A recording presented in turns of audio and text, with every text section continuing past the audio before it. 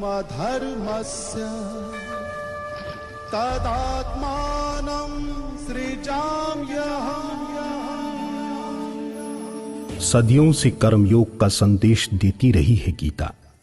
गीता यानी श्रीमद् भगवत गीता, जिसने कुरुक्षेत्र में हजारों साल पहले अर्जुन को संदेश दिया। कर्म का संदेश यानी कामना रहित कर्म का संदेश। योगेश्वर कृष्ण का यह सर्वकालिक और सार्वभौमिक संदेश पूरी दुनिया को था। अर्जुन तो निमित्त मात्र थे। इस गीता ज्ञान की महत्ता पूरी दुनिया स्वीकार करती है। बदलती हुई विश्व व्यवस्था के प्रभाव में लोगों का रुझान भौतिकता की तरफ बढ़ रहा है। यह तो नहीं कहा जा सकता कि लोग कृष्ण को, गीता को भूल रहे हैं, लेकिन यह जरूर कह सकते हैं कि कुंठा, संत्रास, भागम भाग और उसके बीच दम तोड़ रही मानवता के वर्तमान काल में मानवता को बचाए रखने के लिए गीता का संदेश नितांत आवश्यक है। इसे ही ध्यान में रखते हुए अंतरराष्ट्रीय संस्था जियो गीता ने गीता मनीषी परम पूज्य महामंडलेश्वर स्वामी श्री ज्ञानानंद जी महाराज जी की प्रेरणा, निर्देशन और आशीर्वाद से गीता ज्ञान संस्थानम बनाने का निर्णय लिया। श्रीमद् भगवत गीता अर्थात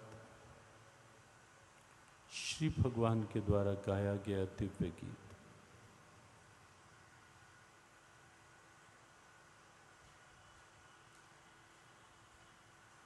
अवधि 5153 वर्ष पूरे होने को वातावरण महाभारत युद्ध का आमने सामने सेनाएं युद्ध करने को पूरी तरह तत्पर।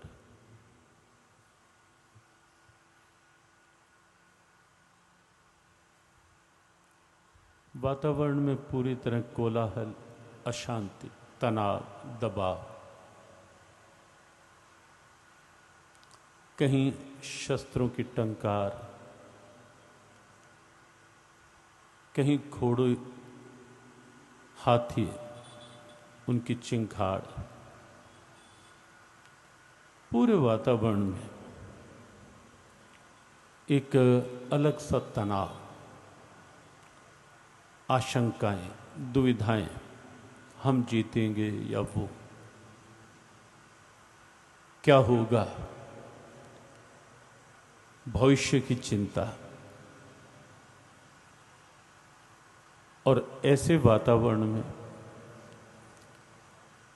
प्रकट हुआ विश्व का यह अन्यतम, यह दिव्यतम ज्ञान श्रीमद् भगवत गीता।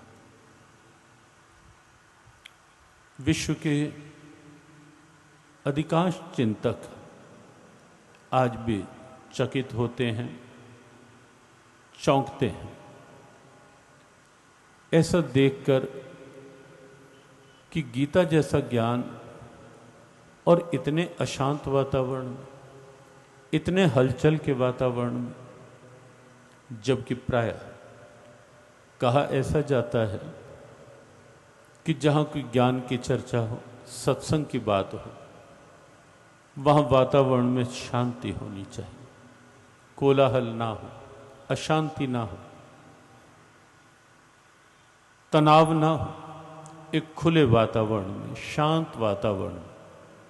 और फिर गीता जैसा ज्ञानोपदेश, जहाँ कथाओं का क्रम नहीं, एक विशुद्ध दर्शन, एक सीधा सा चिंतन, जीवन की बात, जीवन मूल्यों की बात, जीवन जीने की बात, जीवन को आनंद से जीने की बात, जीवन के तत्व को, महत्व को, सत्व को पहचानने की बात।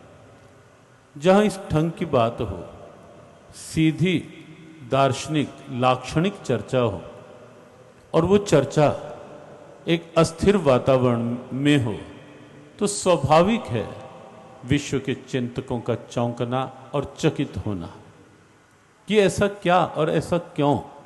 वस्तुतः भगवद गीता किसी सामान्य की वाणी नहीं, किसी ऐरा गहरा की वाणी नहीं। भगवद गीता किसी आचार्य की वाणी भी नहीं, किसी मत संप्रदाय पथ पंथ के प्रवर्तक की वाणी भी नहीं। भगवद गीता सृष्टि के प्रवर्तक की वाणी है। भगवद गीता दुनिया को बनाने और चलाने वाले की वाणी है। विश्व भर में केवल एक ही ग्रंथ है जहां श्री भगवान वाच लिखा हुआ है। कोई ग्रंथ किसी आचार्य के द्वारा कहा गया, लिखा गया, कोई ग्रंथ किसी संत ऋषि के द्वारा कहा गया, लिखा गया, कोई ग्रंथ किसी पीर पैगंबर की वाणी उपदेश होगा, कोई ग्रंथ किसी सन ऑफ गॉड की आवाज होगी या उसका संदेश होगा। लेकिन विश्व भर में केवल एक ही ग्रंथ है जहां श्री भगवान वाच है, जो साक्षात भगवान की वाणी है, स्वयं भगवान की वाणी, या स्वयं पद्मनाभस्य मुख पद्माद्विनिसृता गीता सुगीता कर्तव्य किमन्ये शास्त्र विस्तर, या स्वयं पद्मनाभस्य मुख पद्माद्विनिसृता, जो स्वयं भगवान पद्मनाभ के मुख कमल से निकली हुई ऐसी गीता, ऐसी गीता वाणी। संजय जैसे दिव्य दृष्टि संपन्न गीता श्रोता ने अपनी दिव्य दृष्टि के बल पर यह स्वीकारा और कहा कि मैंने महर्षि व्यास की कृपा से ये गीता उपदेश श्रवण किया। व्यास प्रसादात श्रुत्वान एतद गुह्यम अहम परम। लेकिन व्यास की कृपा से सुना, व्यास का उपदेश नहीं सुना। गीता के शब्दों की तात्विकता 18वें अध्याय के अंतिम श्लोकों में जब संजय ने अपनी बात कही, पूरी गीता का सार तत्व स्पष्ट करते हुए संजय कहते हैं कि मैंने महर्षि व्यास की कृपा से ये उपदेश सुना। व्यास प्रसादात श्रुत्वान एतद गुह्यमहम परम, ये गुह्य गीता क्या, लेकिन सुना कहां से? योगम योगेश्वरात कृष्णात साक्षात कथ्यता स्वयं। एक एक शब्द को आप देखें, कितना आनंद भरा, कितना रसीला, कितना सुरीला, कितना दिव्य है एक एक शब्द। योगम योगेश्वरात कृष्णात साक्षात कथ्यता स्वयं। संजय कहते हैं मैंने ये गीता के माध्यम से योग का उपदेश साक्षात योगेश्वर भगवान श्री कृष्ण को कहते हुए स्वयं सुना। गीता भगवान की वाणी, भगवान के द्वारा गाया गया गीत है। पूरे विश्व में एक ही संदेश जो स्वयं भगवान ने दिया और इस धरा पर अवतरित होकर दिया, एक ऐसे वातावरण में दिया जिसके लिए वो जानते थे आने वाला समय और विशेष रूप से भौतिकवादी प्रभाव के बढ़ते हुए दबाव का समय एक ऐसा समय होगा जहां कई आशंकाएं होंगी, दुविधाएं होंगी, समस्याएं होंगी, और जहां ये महाभारत न जाने किस किस रूप में विस्तारित होगा, कितने रूपों में ये महाभारत आगे बढ़ेगा। तब एक महाभारत था, कौरव और पांडव दोनों के बीच में तनाव के वातावरण।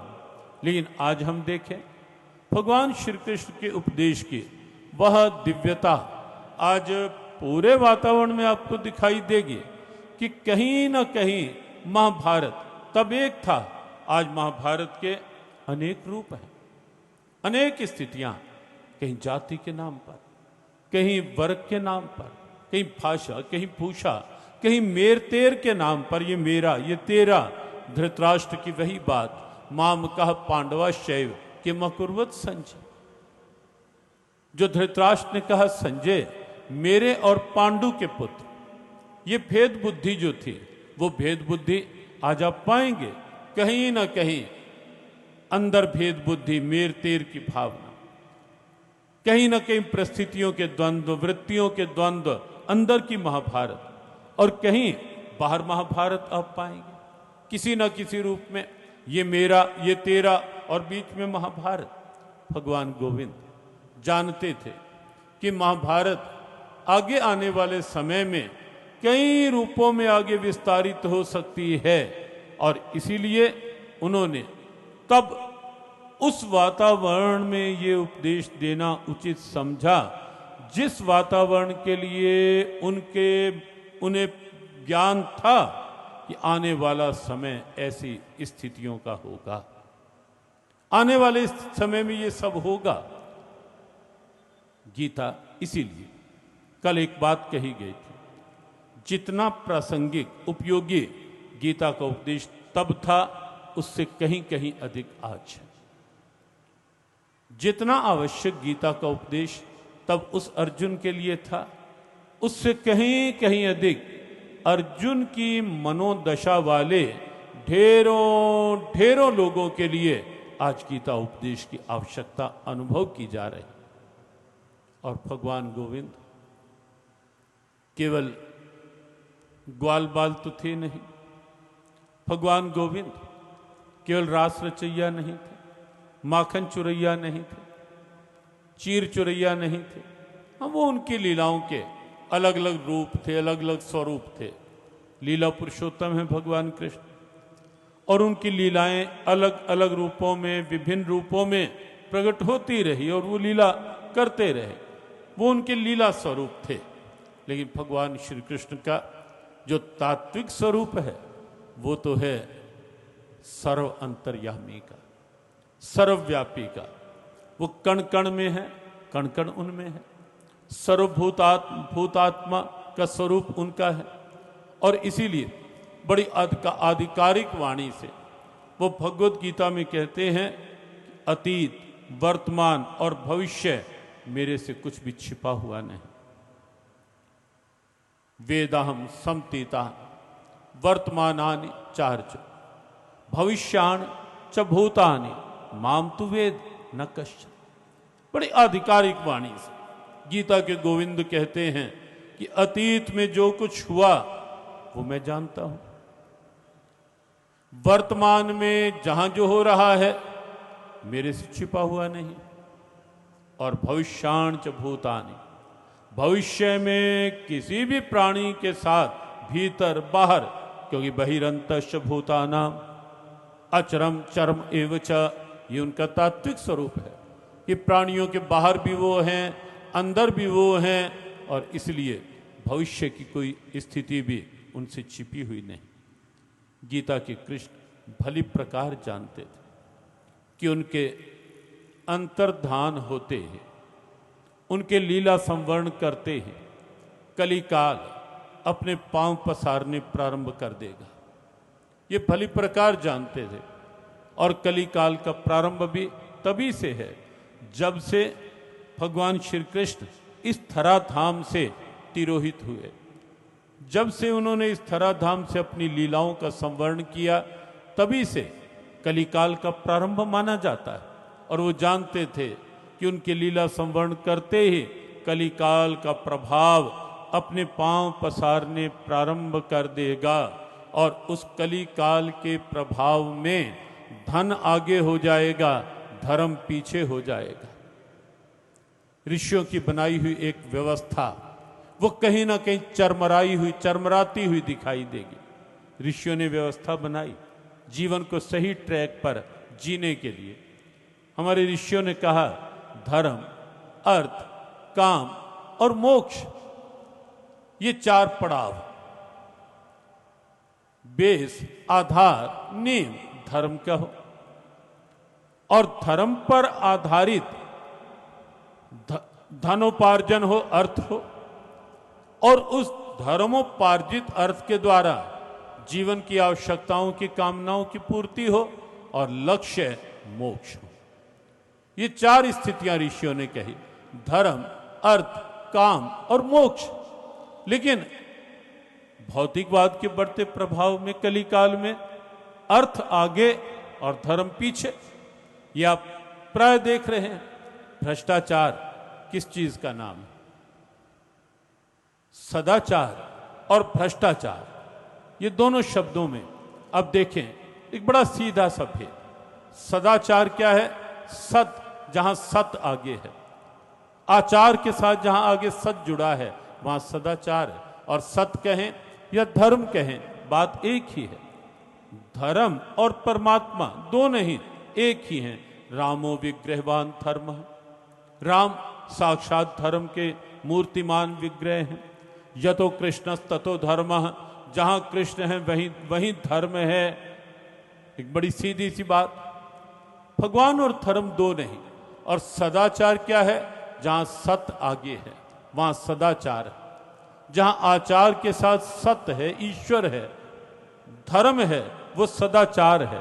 और जहां अर्थ आगे है, धन आगे है, धर्म पीछे है, वहां जब ये स्थिति बनेगी कि किसी भी तरह से हो, हुक क्रुक, लीगल इलीगल, कोई भी मेथड अपनाया जाए, कोई भी ढंग अपनाया जाए, वहां धन आगे आना चाहिए, धन की प्राप्ति आनी चाहिए। और गीता के गोविंद ने तो इसे आसुरी संपदा में इसे सम्मिलित किया। इदम अध्यात्म्यालब्धम इमं प्राप्स्य मनोर्थम इदम अस्ति इदम अपि में भविष्यति पुनर्धनम। गीता के कृष्ण ने कहा, जब जीवन में ईश्वर नहीं, परमात्मा नहीं, धर्म नहीं, और केवल ये सोच बन जाती है इतना आज मिल गया, उठते जगते सोते बैठते सोचे इदम अध्या इदम लब्धम इमं प्राप्स्य मनोर्थम इदम, यह तो मिल गया, ये और मिल जाए, इतनी प्राप्ति हो गई, इतनी प्राप्ति और कैसे हो। जब केवल चिंतन में यही चीज हो जाती है और भविष्य में इतना धन मैंने पा लिया, भविष्य में मुझे और इतना पाना है, और उस धन के चलते क्या करें, बस पाठ के लिए तो अब समय ही नहीं निकल पाता। एक भाई तो मिले, हमने कहा भाई सत्संग में कुछ देर से नहीं दिखाई दे रहा, सच्ची बात है। कहा महाराज बस वो आपसे आशीर्वाद लिया था ना, उसके बाद फैक्ट्री इतनी अच्छी चल गई, काम इतना अच्छा चल गया, अब तो समय ही नहीं मिलता बस आने का कहीं। हमने कहा ये खूब रहे, ये खूब रहे, भगवान की इतनी कृपा हो गई, अब तो बिल्कुल समय नहीं मिलता कि प्रातः काल उठकर थोड़ा टाइम भी बैठ पाएं भजन के लिए या सत्संग के लिए या कहीं पुण्य अर्जन करने के लिए कुछ भी समय निकाल, अब तो बिल्कुल भी। ये क्या है सोच? धर्म बिल्कुल जीवन की सूची से बाहर और केवल धन ही धन हावी। भ्रष्टाचार वहीं से प्रारंभ होता है, वहीं से। ऋषियों का ट्रैक धर्म, अर्थ, काम और मोक्ष, ये ट्रैक था अध्यात्म के साथ जुड़ा हुआ। और भगवत गीता का जो जीवन जीने का ढंग है वो इसी ट्रैक के साथ आगे बढ़ता हुआ ढंग है। और इसीलिए आप देखेंगे गीता का प्रारंभ कहां से है, गीता का प्रथम शब्द क्या है, जहां से गीता उपदेश प्रारंभ हुआ। यद्यपि वह शब्द धृतराष्ट्र की वाणी से निकला, कि गीता पाठ जब हम प्रारंभ करते हैं पहला शब्द जब वाणी पर आता है तो धृतराष्ट्र उवाच का आता है। एक ऐसा पात्र जिसके पास बाहर की दृष्टि नहीं है, देख नहीं पाता, यद्यपि बाहर की दृष्टि का अपना महत्व है ही, इसमें तनिक भी संदेह नहीं, बहुत मूल्यवान है बाहर की दृष्टि में। और कोई विचार करे, जो लोग ये कहते हैं कि भगवान की कृपा कहाँ, कहाँ अनुभव करें भगवान की कृपा, क्या लगता नहीं आपको कि ये दुनिया देखी जा रही है इस आंख के द्वारा, इसके पीछे किसकी चेतना? और जब कहीं वो दृष्टि पीछे से बाधित होती है, विश्व भर के डॉक्टर, हमने कई जगह देखा, पूरा विश्व घूम आए, एक बार दृष्टि बाधित हुई, पूरे विश्व के डॉक्टर्स के साथ संपर्क किया, करोड़ों रुपया खर्च करने को तैयार हो गए कि दृष्टि फिर से लौट आए, लेकिन नहीं संभव हो पाया, नहीं संभव हो पाया। और क्या वहां लगता नहीं कि चेतना किसकी है, ये कृपा किसकी है? जब मांस का टुकड़ा बोल रहा होता है, जिह्वा एक मांस का टुकड़ा ही तो है। जब लगातार शब्द निकाल रहा होता है, क्या हमें मानना नहीं चाहिए, विचारना नहीं चाहिए कि मांस क्या बोलता है अपने आप में? कौन बोल रहा है, कौन बुलवा रहा है? हमारे गुरुदेव कहा करते थे, जिंदगी का साज भी क्या साज है, बज रहा है और बेआवाज है। मौन होकर कौन वाणी का शब्द निकलवा रहा है? और क्या वहां लगना नहीं चाहिए कि प्रभु तेरी कितनी कृपा, क्या और क्या इस वाणी को उसकी कृपा के गीत गाने नहीं चाहिए? क्या इस वाणी पे ये नहीं आना चाहिए,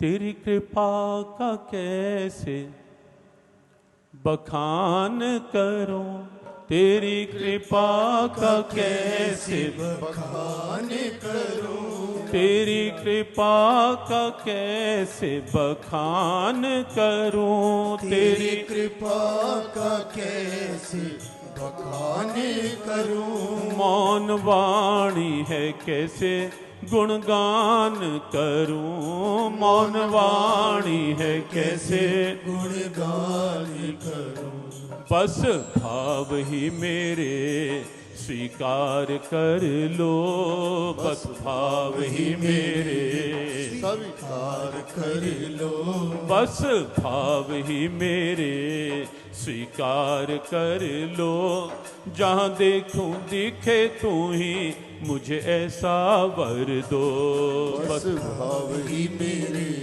स्वीकार कर लो, जहाँ देखूं दिखे तू ही मुझे ऐसा वर दो, मेरी जिंदगी में शाम ऐसा रंग भर दो, जहां देखूं दिखे तू ही मुझे ऐसा वर दो, मेरी जिंदगी में शाम ऐसा रंग भर दो, जहाँ देखूं दिखे तू ही मुझे ऐसा वर दो, मेरी जिंदगी में शाम ऐसा रंग भर दो, जहां देखूं दिखे तू ही मुझे ऐसा वर दो, मेरी जिंदगी में शाम ऐसा रंग भर दो, जहाँ देखूं दिखे तू ही मुझे ऐसा वर दो,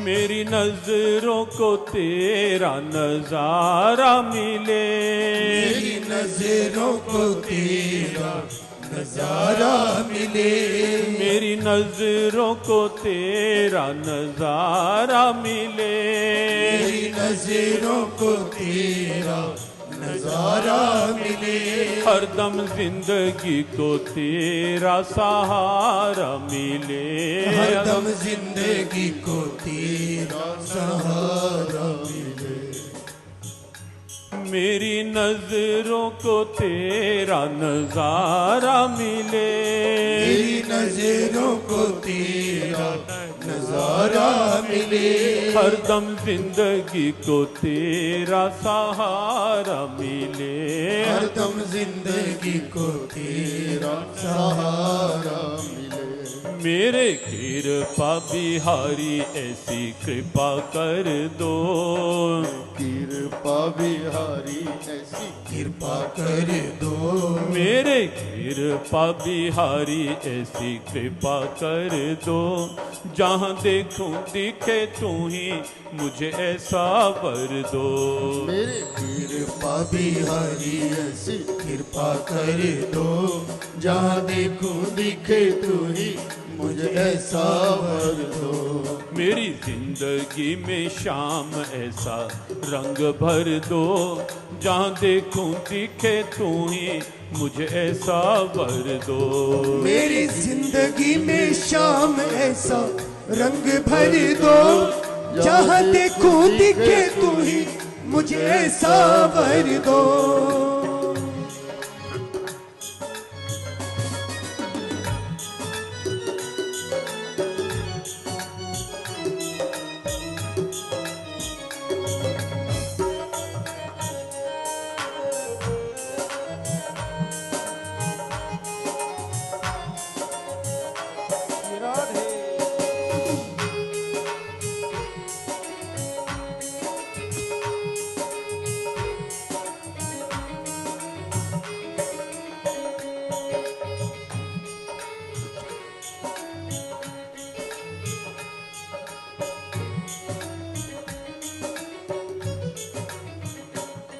कुछ और नहीं अब चाहूं मैं, कुछ और नहीं अभी चाहूं मैं, कुछ और नहीं अब चाहूं मैं, कुछ और नहीं अभी चाहूं मैं। छोड़ तुझको कहाँ अब जाऊं मैं, छोड़ तुझको कहाँ अब जाऊं मैं, छोड़ तुझको कहाँ और जाऊं मैं, छोड़ तुझको कहाँ अब जाऊं मैं। तेरा घर हो और झुका मेरा सर हो, तेरा घर हो और झुका मेरा सर हो, तेरा घर हो और झुका मेरा सर हो, जहाँ देखूं दिखे तू ही मुझे ऐसा वर दो। तेरा घर हो और झुका मेरा सर हो, जहाँ देखूं दिखे तू ही मुझे ऐसा वर दो। मेरी जिंदगी में शाम ऐसा रंग भर दो, जहाँ देखूं दिखे तू ही मुझे ऐसा वर दो। मेरी जिंदगी में शाम ऐसा रंग भर दो, जहाँ देखूं दिखे तू ही मुझे ऐसा वर दो। तू है दाता सर्वज्ञ दिल की सब जानता, तू है दाता सर्वज्ञ दिल की सब जानता। भाव किन करके क्यों नहीं पहचानता, भाव किन करके क्यों नहीं पहचानता। हाथ कृपा का एक बार सर धर दो, हाथ कृपा का एक बार सर धर दो, हाथ करुणा का एक बार सर धर दो, जहाँ देखूं दिखे तू ही मुझे ऐसा वर दो। हाथ करुणा का एक बार सर धर दो, जहाँ देखूं दिखे तू ही मुझे ऐसा वर दो। मेरी जिंदगी में शाम ऐसा रंग भर दो, जहाँ देखूं दिखे तू ही मुझे ऐसा वर दो। मेरी जिंदगी में शाम ऐसा रंग भर दो, जहाँ देखूं दिखे तू ही मुझे ऐसा वर दो। मेरी जिंदगी में शाम ऐसा रंग भर दो, जहाँ देखूं दिखे तू ही मुझे ऐसा वर दो। मेरी जिंदगी में शाम ऐसा रंग भर दो, जहाँ देखूं दिखे तू ही मुझे ऐसा वर दो। जहाँ देखूं दिखे तू ही मुझे ऐसा वर दो। जहाँ देखूं दिखे तू ही मुझे ऐसा वर दो। मुझे ऐसा वर दो, मुझे ऐसा वर दो, मुझे ऐसा वर दो, मुझे ऐसा वर दो।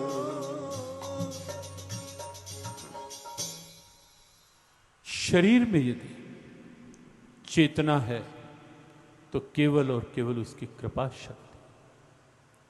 जब ये एहसास होगा, ये भाव होगा, तो निश्चित और निस्संदेह ईश्वर जीवन में आगे रहेगा, धर्म जीवन में आगे रहेगा, कि जीवन में सब कुछ है ही उसकी कृपा से, उसकी शक्ति से। लेकिन कलिकाल का प्रभाव, भौतिकवाद का प्रभाव जीव को अर्थ में, धन में, और जो धन भी केवल और केवल उसकी कृपा से ही प्राप्त होता है, जीव को इतना उलझा देता है कि धर्म को से ही जीव विमुख हो जाता है। जीवन को जीने का सही ट्रैक धर्म है। बात चल रही थी कि गीता का प्रारंभ धृतराष्ट्र उवाच से। एक ऐसा पात्र, दृष्टि नहीं है बाहर की, लेकिन विडंबना ये कि अंदर की दृष्टि भी नहीं, विचार की, विवेक की, वो भी समझ नहीं, वहां भी आवरण है। और इसीलिए युद्ध का 10वां दिन हो गया,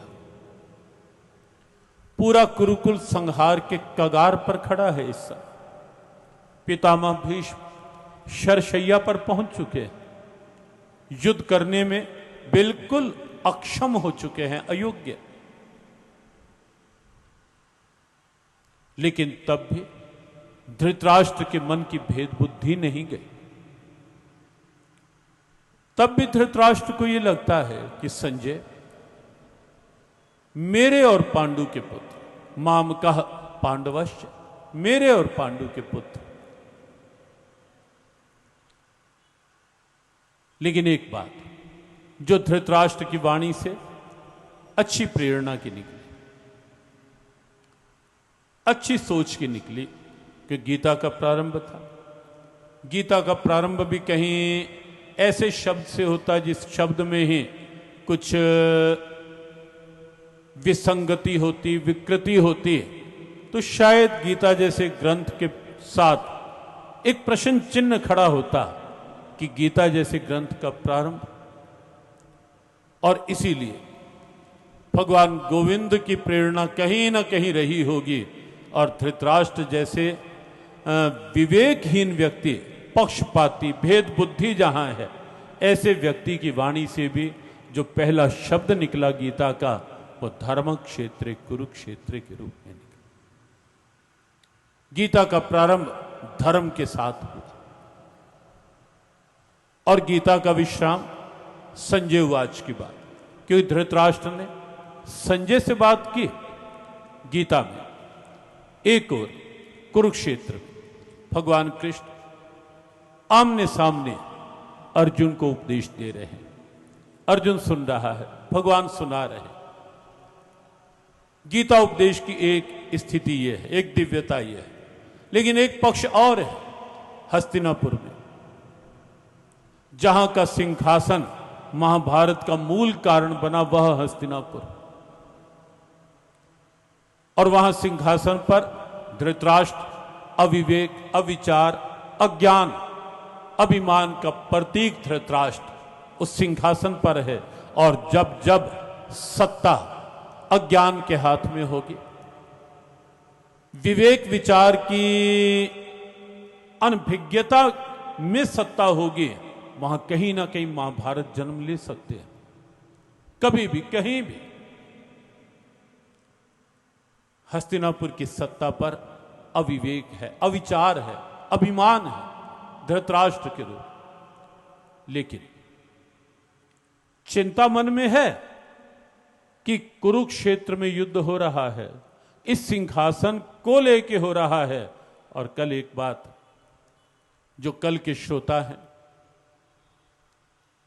या टीवी चैनल के माध्यम से देख रहे श्रोता, उन्हें ध्यान होगा, कल एक बात कही गई थी कि सिंहासन द्वापर काल में महाभारत के समय भी है, और सिंहासन त्रेता काल में रामायण के समय में भी सिंहासन है बीच में। और सिंहासन दो भाइयों के इर्द गिर्द वहां भी है, यहां भी है। लेकिन वहां का सिंहासन त्याग के साथ जुड़ गया, प्रेम की एक अमर गाथा बन गया। रामायण का सिंहासन, रामायण की सत्ता, और यहां का सिंहासन त्याग के साथ नहीं, सत्ता से चिपटे रहने की सोच के साथ जुड़ गया। और वो महाभारत के एक भयावह वातावरण में परिणत हो गया। हस्तिनापुर में सिंहासन की बात, धृतराष्ट्र सिंहासन छोड़ के भी नहीं जा सकता, और जाके करता भी क्या, देखना कुछ है नहीं आंख से, और इसीलिए धृतराष्ट्र हस्तिनापुर में ही है। महाभारत युद्ध के प्रारंभ में महर्षि वेदव्यास ने धृतराष्ट्र से आकर कहा कि राजन, तुम वहां तो नहीं जा पाओगे, लेकिन चाहो तो यहीं बैठे बैठे मैं तुम्हें ऐसी दृष्टि दे सकता हूं कि हस्तिनापुर में बैठे बैठे जब चाहो महाभारत युद्ध का पूरा वृतांत यहीं बैठे बैठे देख सकते हो। बहुत बड़ी ऑफर थी, बहुत बड़ी ऑफर। और एक ऐसी स्थिति में जबकि जीवन में कोई पुण्य नहीं है, जीवन में केवल पक्षपातपूर्ण बुद्धि के कारण, भेद बुद्धि के कारण से, केवल अभिमान अज्ञान भरा हुआ है, कोई पुण्य नहीं जीवन में, लेकिन तो भी एक ऋषि कृपा कर रहे हैं और आकर कह रहे हैं राजन, चाहो तो तुम्हें दिव्य दृष्टि दी जा सकती, तुम यहीं बैठकर सब कुछ देख लोगे। धृतराष्ट्र प्रसन्न नहीं होता। होना चाहिए था ये कि धृतराष्ट्र प्रसन्न होता सुनकर कि मेरा तो ऐसा कोई कर्म है नहीं कि महर्षि व्यास जैसा ऋषि इतनी बड़ी ऑफर दे।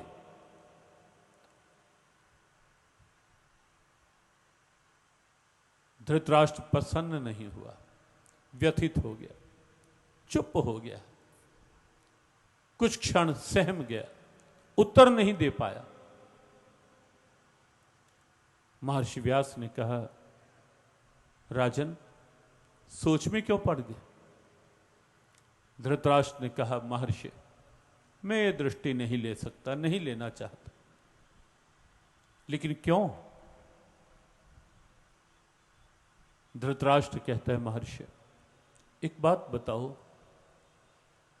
जीते जी अपने पुत्रों को देख नहीं पाया और आपसे दृष्टि लेकर, दिव्य दृष्टि लेकर, क्या उन्हें मरते हुए देखूं अपनी आंखों से?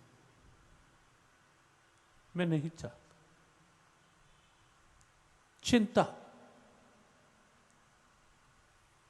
कहा तो कौन सुनाएगा, कौन बताएगा कि कुरुक्षेत्र में महाभारत की उस सम्रांगण में क्या हो रहा है?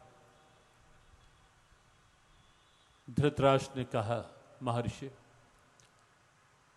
यदि चाहो तो मेरा दूरदर्शी सारथी मंत्री संजय, उसे आप दृष्टि दे। और संजय को दृष्टि मिली महर्षि व्यास के द्वारा, और इसीलिए जो श्लोक आपको बताया गया प्रारंभ में, जब पूरा गीता उपदेश सुना तो संजय ने स्वीकारा, व्यास प्रसादात् श्रुत्वान् एतद् गुह्यम अहम परम, 18वें अध्याय का 75वां श्लोक। 3 श्लोक बाद में गीता जी के और हैं इस श्लोक के। व्यास प्रसादात् श्रुत्वान् एतद् गुह्यम अहम परम, मैंने व्यास की कृपा से ये गुह्य गीता ज्ञान सुना। क्यों? दिव्य दृष्टि महर्षि व्यास की कृपा से मिली, और उस कृपा से दिव्य दृष्टि पा करके गीता उपदेश का की एक स्थिति ये है, एक कुरुक्षेत्र में भगवान कृष्ण अर्जुन को सुना रहे हैं, और एक संजय हस्तिनापुर में बैठा हुआ धृतराष्ट्र के ऐसा प्रश्न करने पर कि संजय कुरुक्षेत्र की धर्म भूमि में युद्ध की इच्छा से एकत्रित, युयुत्सवः धर्म क्षेत्रे कुरुक्षेत्रे समवेतः युयुत्सवः, युद्ध की इच्छा से समवेत हुए, एकत्रित हुए, मामकः पांडवश्चैव, मेरे और पांडु के पुत्रों ने किम अकुर्वत संजय, हे संजय वहां क्या किया? और गीता का अंतिम श्लोक संजय धृतराष्ट्र को संबोधित करके कहता है कि राजन, एक बात बहुत ध्यान से सुन लो, समझ लो, विचार लो।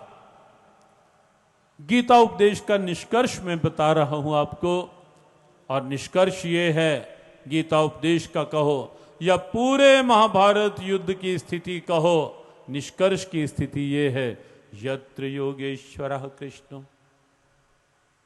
यत्र पार्थो धनुर्धरः तत्र श्रीर्विजयो भूतिर ध्रुवा नीतिर मतिर मम। राजन, सार की बात, जहां योगेश्वर कृष्ण हैं और जहां धनुर्धर अर्जुन है, वहीं श्री है, विजय है, विभूति है, सब कुछ है। सार की बात। अंतिम शब्द है गीता का मम, और प्रथम शब्द है गीता का धर्म। गीता क्या संदेश देने वाला ग्रंथ है? धर्म मम, मेरा धर्म क्या है, मेरा कर्तव्य क्या है, मैं जहां हूं मेरा धर्म।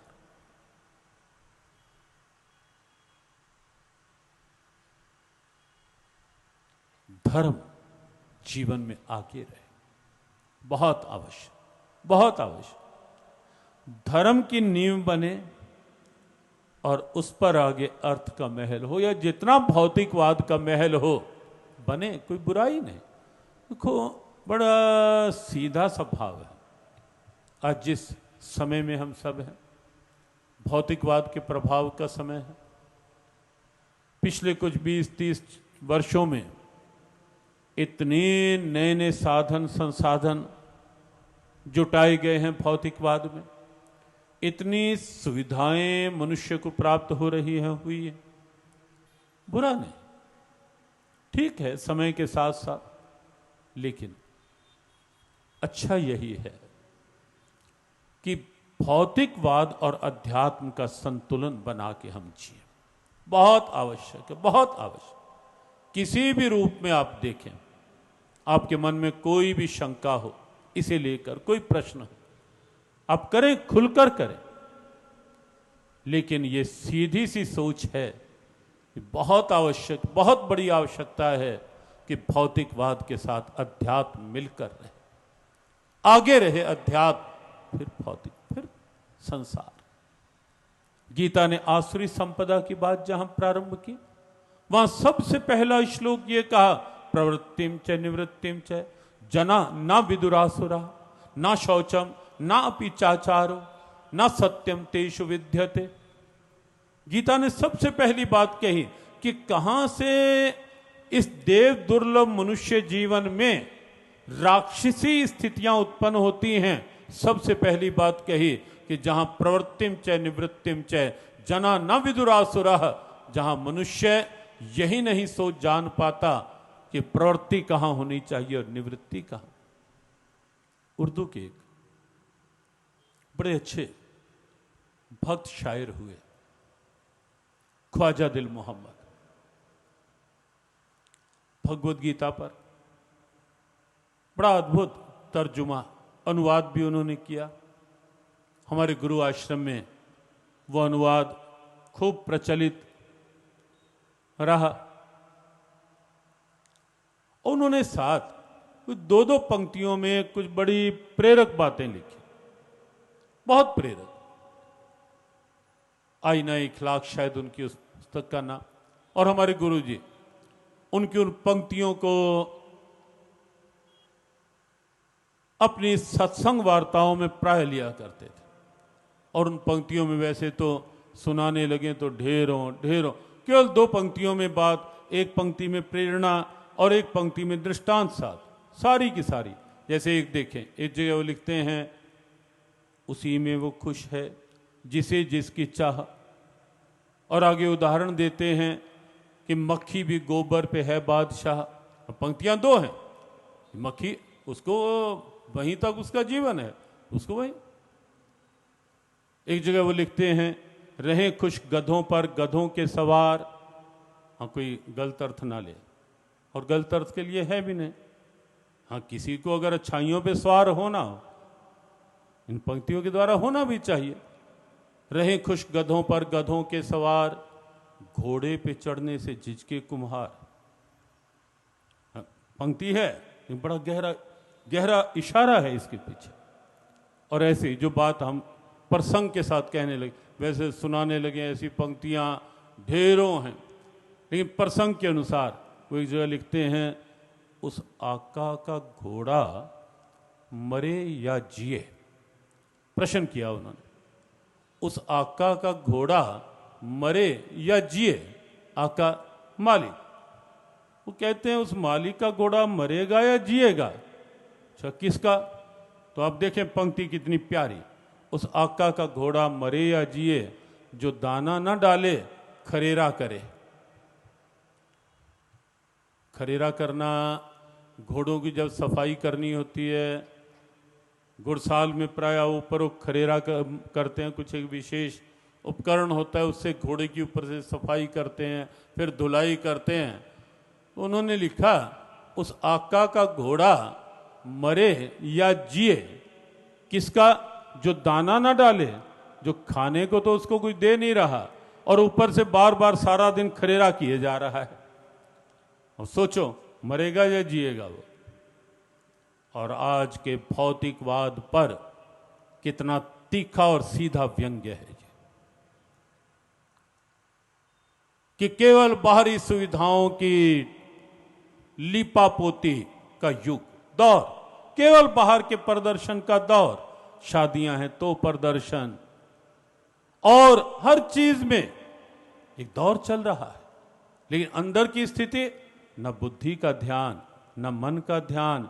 बुद्धि बिगड़ रही है, मन अशांत हो रहे हैं, मनोबल कमजोर हो रहे हैं, सहनशीलताएं लुप्त हो रही हैं, सद्भावनाएं कमजोर पड़ती जा रही हैं।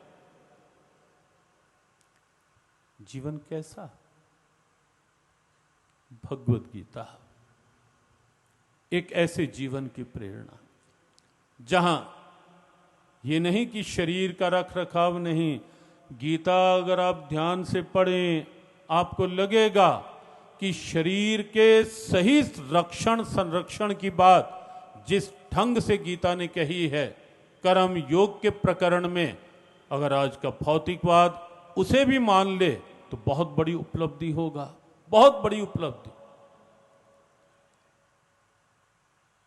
देखने की बात, बोलने की बात, खाने की बात, पीने की बात, कर्म की बात, सोने की बात, जगने की बात, ऐसी कोई भी तो बात नहीं जो इस प्यारे से और छोटे से ग्रंथ में ना हो। और फिर भी ना जाने क्यों इस ग्रंथ पर लोगों ने अपनी नासमझी के लेवल लगाने शुरू कर दिए कि गीता तो केवल सन्यासियों का ग्रंथ। बिल्कुल नासमझी के लेवल, विचारहीनता के लेवल। क्यों? क्योंकि गीता पढ़कर ही नहीं देख। और हमारा ये विश्वास है कि अगर कोई भी भगवत गीता के बारे में कोई ऐसी बात करता है, कहता है, तो निश्चित है कि उसने कभी भी गीता को पढ़ करके नहीं देखा होगा। विचार करना तो बहुत दूर की बात, पढ़ के भी नहीं देखा हो। जिस ग्रंथ ने वाणी के बोलने की तमीज सिखाई कि शब्द कैसा हो वाणी पर, किसी के लिए अहितकर नहीं, किसी के लिए कष्ट करने, किसी को उद्विग्न करने वाला नहीं। शब्द कैसा हो वाणी? अनुद्वेग करम वाक्य, सत्यम प्रिय हितम चय, स्वाध्याय अभ्यसनम चय, वाङ्मयम तप उच्यते। गीता ने कहा कि वाणी कैसी हो? अनुद्वेग करम वाक्यम वाक्य, ऐसा निकले ये ना हो। कई लोग बड़े शान से कहें, ना मैंने तो बस जो कहना था कह दिया। अरे भाई, तूने तो कह दिया, आगे भी तूने देखा कि जिसको पत्थर फेंक दिया शब्द का, उसकी स्थिति क्या हुई होगी। और कई तो ऐसे सत्यवादी बनेंगे, ऐसे सत्यवाद, ना हमारे से तो नहीं झूठ कहा जा। और वैसे उनका व्यवहार देखो बिल्कुल अलग। हमारे से तो नहीं ऐसे वो लाग लपेट की जाती, हमारे तो जो मन में होता है हम बोल देते हैं बस। गीता पढ़ो, समझो, दिखेगा कि एक वाणी है जिसके आगे भगवान ने 34 पहरेदार तैनात किए कि संभल कर शब्द का प्रयोग करो। 34 पहरेदार खड़े किए, 32 दांत और 2 होंठ। लेकिन फिर भी जब ये अपने उसमें आ जाती है वाणी, कहां परवाह करती है किसी। गीता पढ़ें आप, पता चलेगा कि शब्द कैसे निकालना है वाणी से। अनुद्वेग कर्म वाक्य सत्यम प्रिय हितम चाहिए। सत्य हो लेकिन दूसरे के लिए, दूसरे को छलनी करने वाला सत्य नहीं। धैर्य रखें। एकदम आपने बोला और दूसरा बेचारा बिस्तर में पड़ गया। प्रिय हो, हितकर हो। प्रस्तावित गीता संस्थानम न केवल गीता ज्ञान को बढ़ावा देगा, बल्कि लोगों को जीवन के हर क्षेत्र की चुनौतियों से सात्विक ढंग से जूझने की प्रेरणा देगा।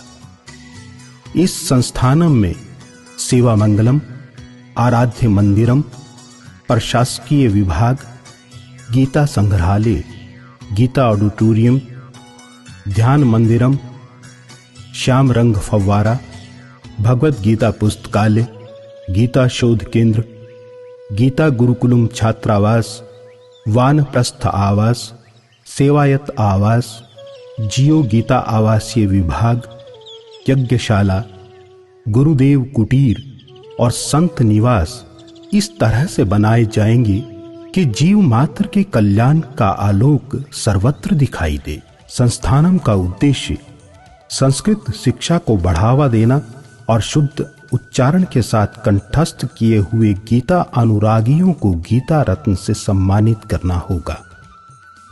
साथ ही संस्थान का लक्ष्य कर्मकांडी ब्राह्मणों को भी तैयार करना है।